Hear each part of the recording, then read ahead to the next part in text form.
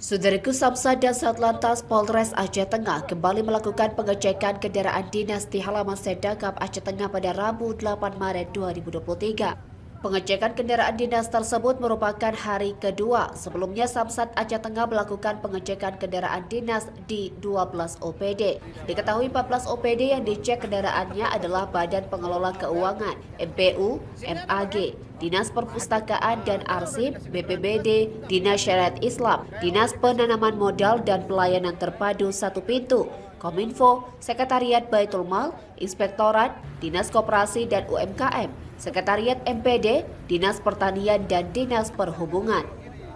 Diketahui dari 14 OPD tersebut terdapat 300 unit kendaraan yang dilakukan pengecekan surat dan STNK. Dari 300 unit kendaraan, ada 53 unit yang nunggak pajak dan 10 unit kendaraan langsung melunasi di mobil Samsat keliling yang berada di lokasi tersebut.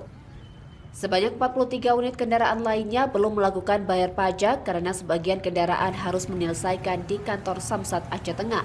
Kepala Samsat Aceh Tengah mengapresiasi Dinas Perhubungan dan Dinas Perizinan Aceh Tengah karena semua aset kendaraan lunas pajak. Penghargaan itu merupakan sebagai bentuk apresiasi dan sebagai motivasi bagi dinas-dinas yang lain.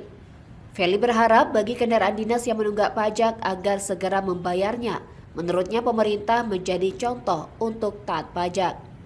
Ia juga menyampaikan bahwa untuk program pemutihan diperpanjang hingga 30 April 2023 mendatang. Jadi, Feli menekankan agar masyarakat dapat memanfaatkan kesempatan itu. Dari Aceh Tengah, Romadani, Tribun Gayo.